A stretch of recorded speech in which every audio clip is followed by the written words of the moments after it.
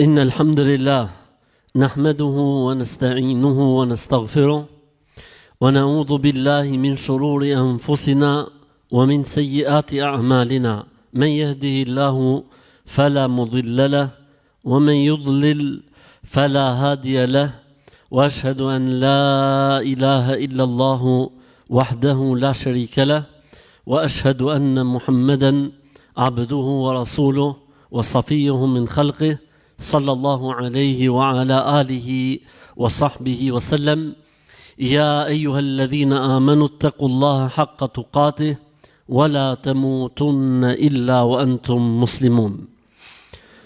Me emrin e Allahut të gjithë mëshirshmit, mëshiruesit, Allahun Zotin e vetëm të vërtetë e falenderojmë, vetëm prej tij falje dhe mëshirë kërkojmë. Allahut i lutemi që të na ruaj prej skeqjes, e cila nuk është gjë tjetër vetëm se pasojë e veteve dhe e veprave dhe sjelljeve tona, cilin do që Allahu e udhëzon, e drejton, nuk ka kusht ta humb dhe devijoj, dhe cili do që zgjedh për veten e tij humbjen dhe devijimin, nuk mund ta udhëzojë dhe drejtojë askush tjetër përveç Allahut. Dëshmoj dhe deklaroj se nuk ka Zot të vërtet, Zot që meriton të jetë Zot, e të adhurohet si Zot, e të njihet si Zot përveç Allahut. Ai është një i vetëm, pa ortak, pa ndihmës, pa fëmijë, pa bir, pa bij, i pa imagjinueshëm për mendjet njerëzore, sido që të mendohet nuk është ashtu. Dëshmoj dhe deklaroj se Muhamedi alayhi salatu wassalam ishte njeri i dërguar i Zotit dhe vula e profecisë në tokë, domethënë mbas tij nuk ka më pejgamber dhe profet. I madhi Zot, Allahu xhalla xhelaluhu, vazhdimisht na përkujton në Kur'anin famëlart me shprehjen: o ju që keni besuar, pra në drejtohet neve, friksojeni Zotit, kijeni droj Zotin, kini turp prej Zotit, ndjejeni Zotin kudo që t'jeni.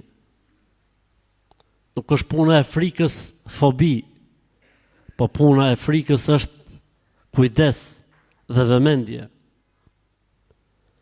Dhe se vdekja mos t'ju gjejë vetëm se duke qenë musliman, musliman të mirë, musliman të vërtet. Faktikisht, kjo është ajo që është sfida e çdo njerit prej nesh. E kjo sfidë kërkon prej nesh kujdes dhe vëmendje të vazhdueshme, sepse problemi i vetëm që ka vdekja është se nuk ka ditë që dihet, orar që të dihet. Për këtë arsye njeriu duhet të jetë vazhdimisht në kujdes. Për këtë arsye njeriu duhet të jetë vazhdimisht i vëmendshëm. Për këtë arsye njeriu duhet të reflektojë sa herë që rrëshqet dhe gabon, sepse nuk dihet se çfarë ndodh. Dhe në momentin që njeriu nuk reflekton, e keqja tërheq të keqen, merr të keqen dhe bëhen shumë të këqija, dhe njeriu e ka vështirë të kthehet, ashtu siç edhe e mira merr me vete të mirën dhe bëhen shumë të mira, dhe njeriu në momentin më të parë që pson ndonjë gabim apo devijim, menjëherë reflekton, sepse drita e të mirës, e sevapit, e shpërblimit reflekton shumë shpejt në të zezën e gjunahut dhe të mëkatit. Allahu xhalla xhelalu në Kur'anin famëlart flet për pejgamberët dhe madje për disa prej pejgamberëve flet me detaje dhe futet në ngjarjet dhe historitë e tyre. Sepse populli i Mekës, po me sa duket edhe njerëzimi më vonë, ka nevojë pikërisht për detajimin në rastin e disa pejgamberëve të Zotit. E ndër këta pejgamberë që Allahu xhalla xhelaluhu detajohet në jetën e tyre në Kur'an, është rasti i Ibrahimit alayhi salatu wassalam. Ibrahimi quhet babai i pejgamberëve. Ibrahimi është ai me të cilin mburren të gjithë dhe e pretendojnë të gjithë dhe e duan të gjithë. Madje gabimisht thuhet fet abrahamike, pra që kanë origjinën nga Ibrahimi alayhi salatu selam. Fet nuk mund të jenë abrahamike, as muhamedane dhe as një lloj gjëje tjetër, sepse nuk ka fe. Feja është një. Feja që ka ardhur nga Zoti është një. Islam, me të jetoi Ademi alayhi salatu selam dhe të gjithë pejgamberët mbas tij deri në vullën e profecisë Muhamedi alayhi salatu selam, kështu që të gjithë kanë qenë të dorëzuar ndaj Zotit, njësues të Zotit, kurrën e kurrës, ftues në adhurimin e vetes së tyre,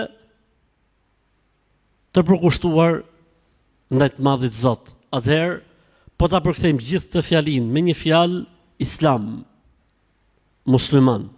Për këtë arsye Zoti kur flet për pejgamberët në Kur'an, ata flasin për veten e tyre dhe thonë: "O inneni minel muslimin", dhe se unë jam prej muslimanëve, pra i dorëzuar ndaj Zotit, kam pranuar Allahun si Zot dhe unë jam i dërguar i Zotit në rrugën që Zoti shpall tek unë.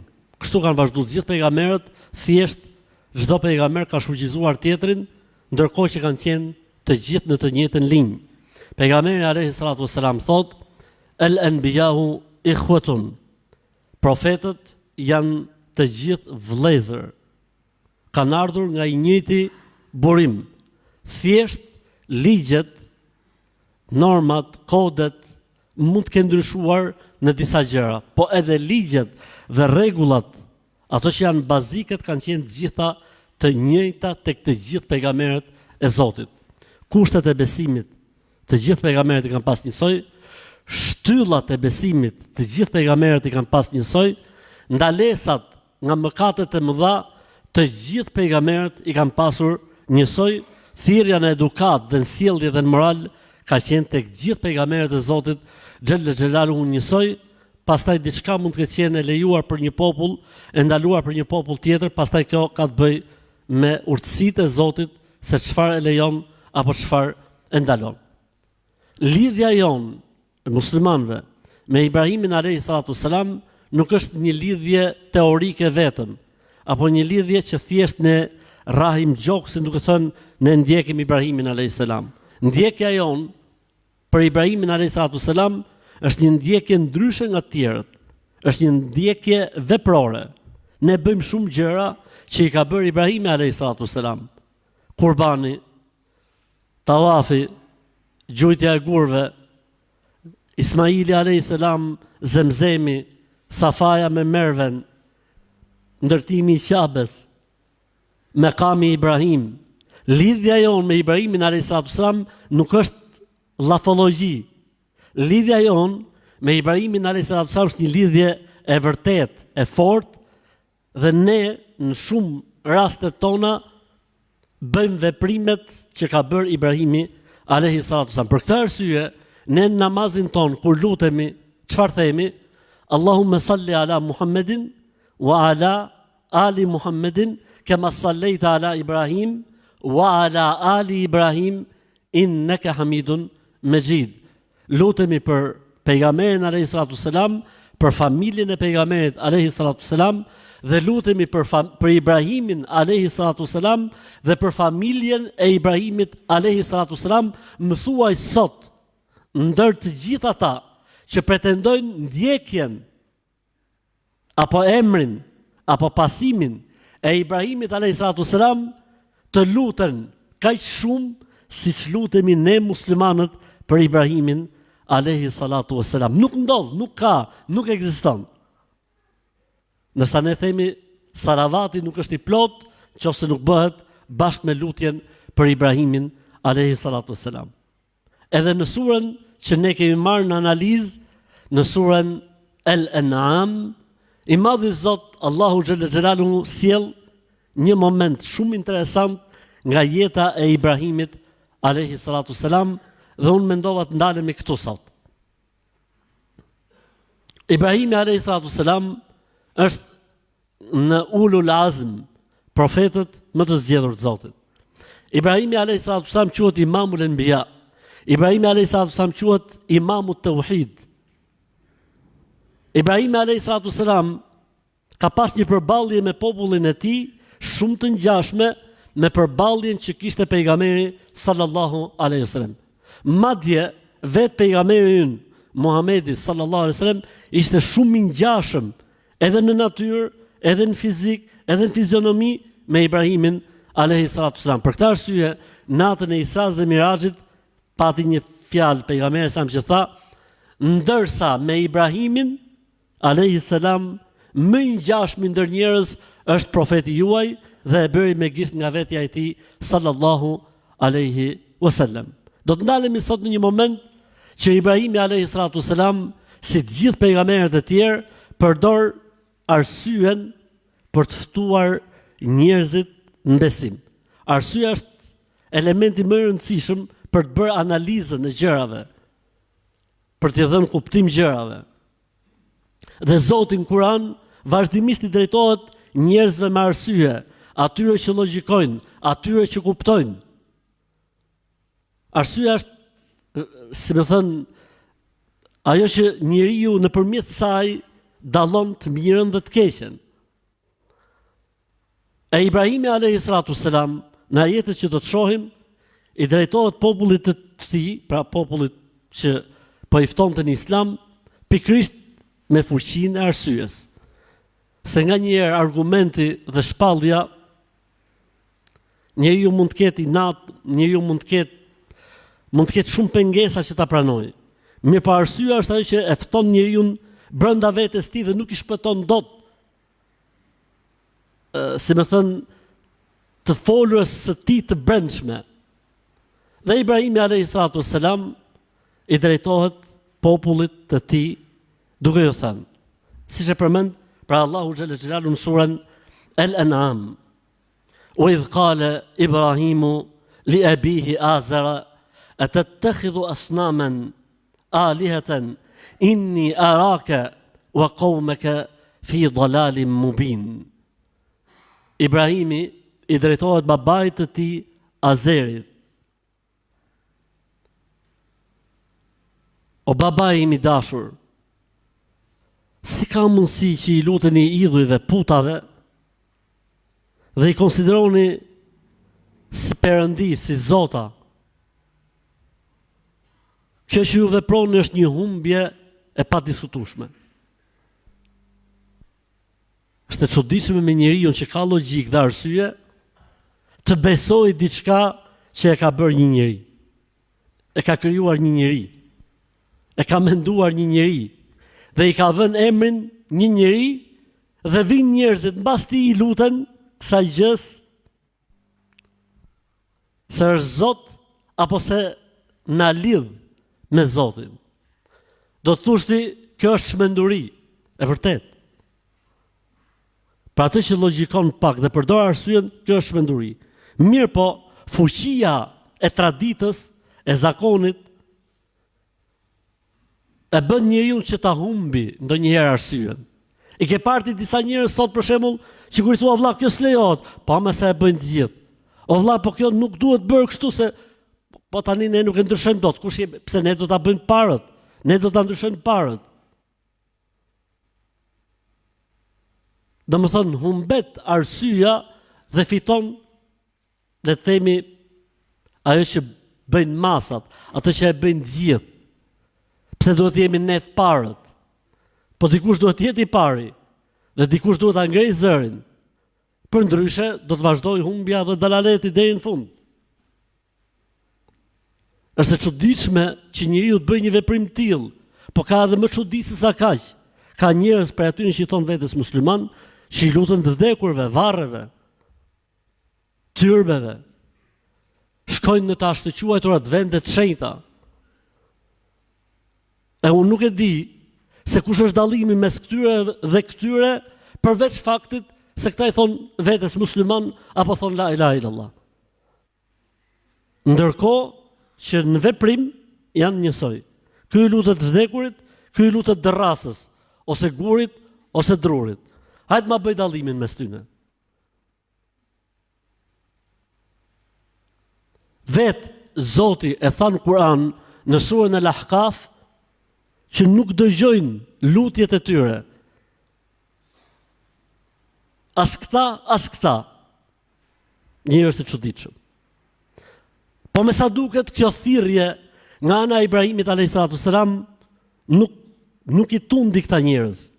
Atëherë Ibrahimi a.s. përdori arsyen. Ndërkohë që ishte me popullin e tij, ju drejtua yllit më të madh që dukej natë, sepse populli i Ibrahimit a.s. adhuronin yjet, diellin dhe hënën. Për sa i përket botës qiellore, ndërsa në tokë kishin puta dhe idhuj. Ibrahimi a.s. ju thot njerëzve që e rrethonin: "E po mirë, a ylli më i madh, ai është Zoti im." Disa njerëz kur e kanë parë ose kur kanë komentuar këtë ajet kuranor kanë thonë fazat e besimit të Ibrahimit a.s. Si më fazat se Ibrahimi pas ka adhuruar yjet, pastaj pas ka adhuruar hënën, pas ka adhuruar diellin, pastaj doli ke Zoti. Ibrahimi a.s. po i fton njerëzit që të zgjohen nëpërmjet arsyetimit. E po mirë, ai i madhi, më i madhi fare, është edhe Zoti im. Kur ylli perëndoi, Ibrahimi tha: "Po ku ta gjej tani Zotin?" I thot atyne: "Or ku ta gjej Zotin, duhet i them diçka." Po i thonë ato: "Perëndoi, po do të dali prapë." "Po mirë, në këtë kohë që nuk është Zoti, çfarë të bëj unë? Ku ti drejtohem?" Ai që ka mend, mjafton. Ke parasysh njëri që kërkon të vërtetën, një argument i mjafton. Një njeri që do të nguli këmbë në të kotën, 1000 argumenta nuk e mundin.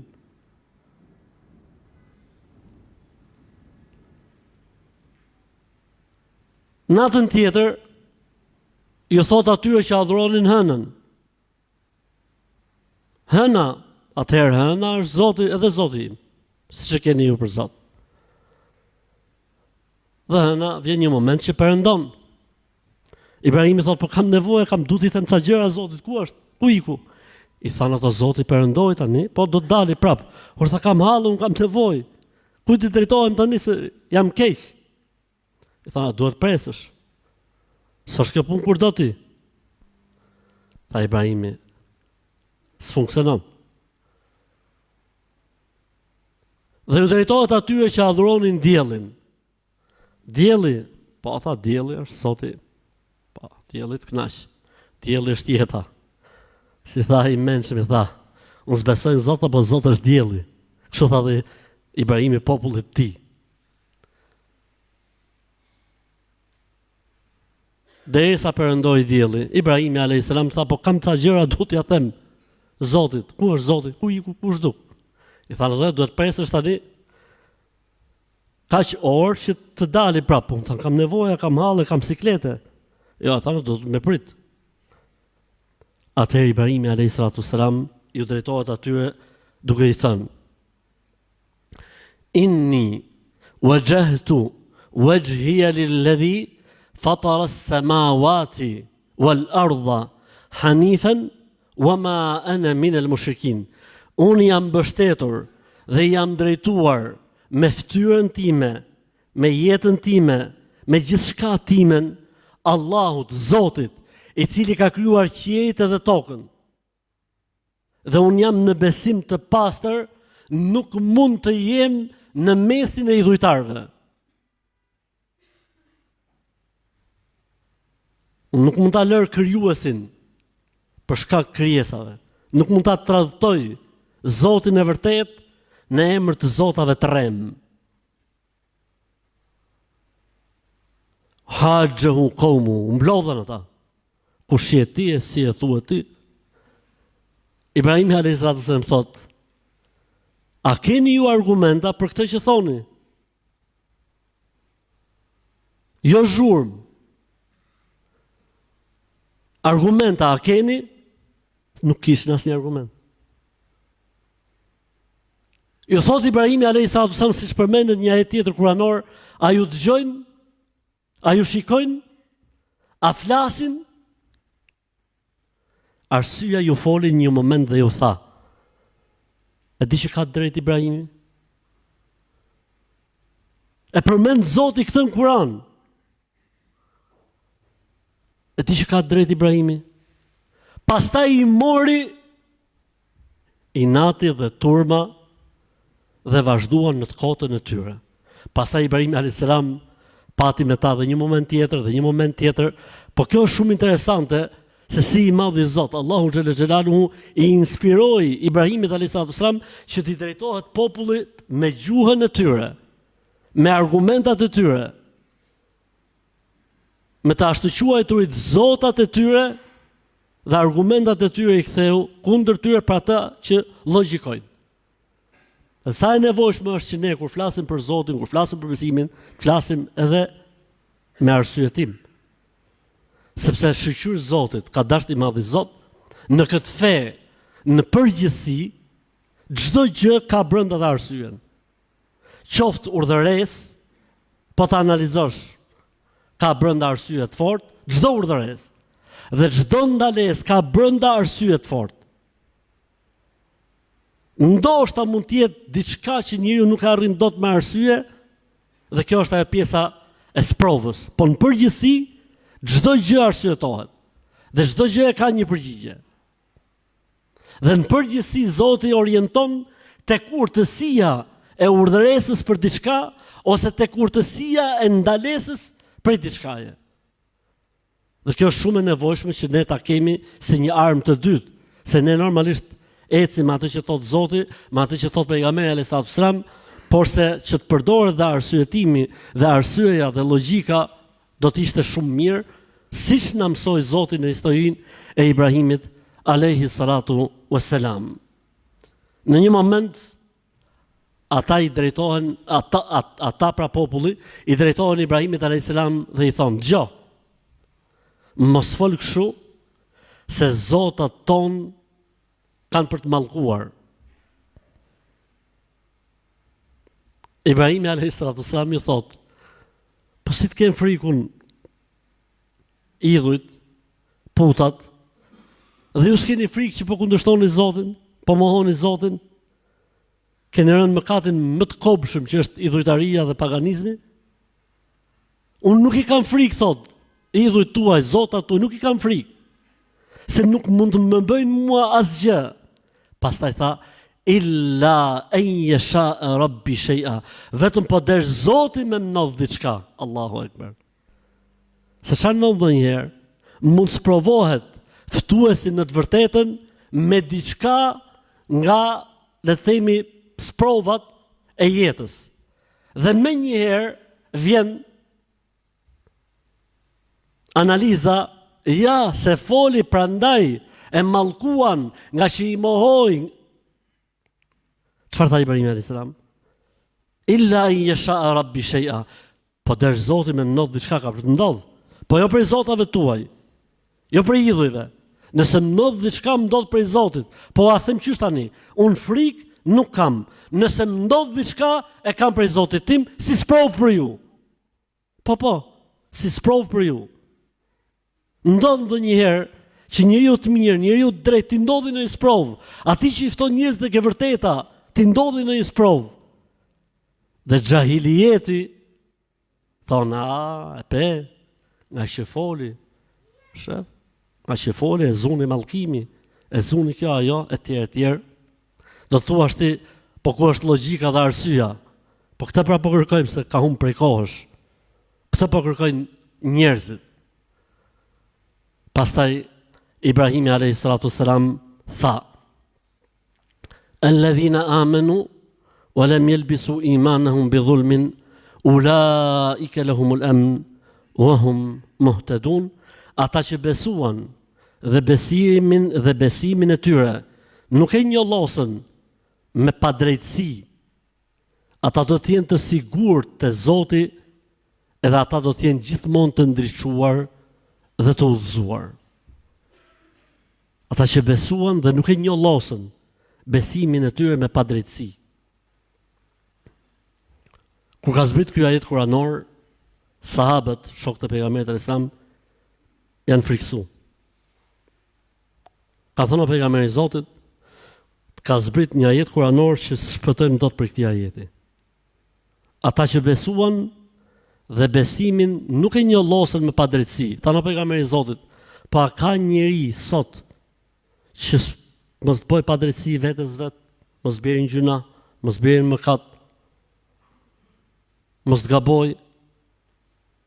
Sikur ajeti i përjashtoi ata të cilët e njollosin besimin me mëkate dhe me gjunahe. Dhe shqetësimi i sahabëve ishte i drejtë. Ata që besuan dhe besimin nuk e njollosën. Tha pejgamberi alayhis salam, qetësoni. Ajeti nuk po flet për mëkatet dhe për gjunahet. Ajeti po flet për zullumin e shirkut dhe të idhujtarisë. Ata që besuan dhe mbajtën besimin e pastër, nuk e njollosën me njollat e idhujtarisë, shirkut, s'ka dyshim se ata do të jenë të sigurt në botën tjetër, pra nuk ka për të futur Zotin zjarr xhenemit. Dhe e kanë xhenetin të sigurt. Dhe në këtë botë do të jenë të udhëzuar, pra do të vi një ditë që do të dalin dritë, do të udhëzohen, do të futen në rrugë të Zotit ashtu siç duhet. Kushti kush është? Besimi i pastër larg njollosjes ti me njollat e idhujtarisë, madhe apo të vogël. Ka siguri njeriu për këtë gjë, se Zoti se fut në xhenem, se Zoti se dënon, dhe se ai do të jetë në xhenet. Jo vetëm kaq, po edhe këtu në këtë botë do të vi momenti që ai do të udhëzohet, do të ndriçohet dhe do të bëhet për njerëzve me shpresën e Zotit të madh, korrekt dhe të mirë. Sa e rëndësishme është për ne që të lexojmë, të kthehemi tek surat e Kuranit, tek ajetet e Kuranit, tek historitë e pejgamberëve, që të na hapen dritarët e shpresës dhe dashurisë për Allahun xhella xhelaluhu. Lut Zotin e madh që na orientoj drejt tij me dashuri, me shpresë, po edhe me frikë. Lut Allahun Zotin e gjithësisë që të jemi në Islam sa të jetojmë e të adorëzojmë shpirtin Allahut si musliman me la ilaha illallah Muhammedun Rasulullah. أقول قولي هذا وأستغفر الله لي ولكم ولسائر المؤمنين من كل ذنب فاستغفروه إنه هو الغفور الرحيم. Le të kërkojmë falje dhe mëshirë Allahut në këto momente, ai është falës, ai është i mëshirshëm.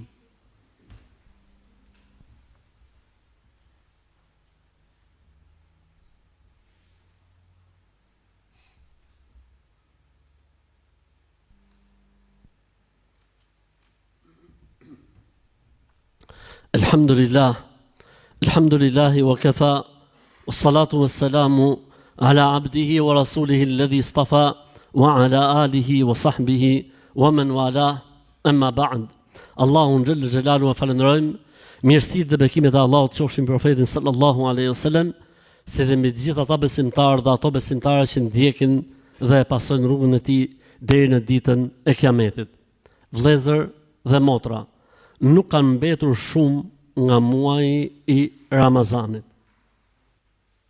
Pra i bie që me shpresën e të madhit Zot, jo xhuman e ardhshme, po xhuman tjetër, ne të jemi agjërueshëm. Mendoj se është koha më e mirë, kjo kohë që ne jemi tani, për të bërë një parapërgatitje. Të heqim dorë nga ca gjëra, t'i premtojmë Zotit ca gjëra tjera. T'i lutemi Allahut me sinqeritet që të na mundsojë Ramazanin. Dhe të fillojmë qysh tani t'i bëjmë ca niyete, ca objektiva, ca qëllime me rastin e Ramazanit të këtij viti. Për shembull, në Ramazanin e këtij viti dua të kënaq Zotin. Me Ramazanin e këtij viti du të fitoj xhenetin. Me Ramazanin e këtij viti du të shpëtoj nga zjarri i xhenemit. Me Ramazanin e këtij viti dua që të falen gjunahet. Me Ramazanin e këtij viti dua që të përmirësohem si njeri, të arrij devotshmërinë, me Ramazanin e këtij viti duhet të jem më i ndjeshëm. Me Ramazanin e këtij viti do të bëj në adhurim atë që se kam bërë në asnjë Ramazan tjetër. Boj gjithë këto njete, mendoj gjithë këto gjëra dhe lutju Allahut që Ramazani të zej gjallë. Lutju Allahut që të zej gjallë Ramazani, se nëse të zën gjallë të don fort, vallaj, për Zotin. Jo sa ata që kanë vdek, Allahu nuk i don fort, po me kuptimin po ta jep dhe një shans shumë të madh që ti të shpëtosh një herë e përgjithmonë. Pse çuditeni, tha pejgamberi alayhis salam. Pse çuditeni? A nuk ka jetu një vit më shumë? 365 ditë namaz më shumë? A nuk ka agjëruar një Ramazan më shumë? Pse çuditeni që ky është më lart në xhenet se sa shoku i tij? Ramazani është shans, është mundësi, është rast. Allahu na mundsoft që ta jetojmë. Allahu na mundsoft që t'ia japim hakun. Dhe Allahu na bëf që t'i lutemi Zotit me sinqeritet që ky Ramazan na zej gjallë e ne ta tregojmë veten tonë në këtë Ramazan inshallahu taala.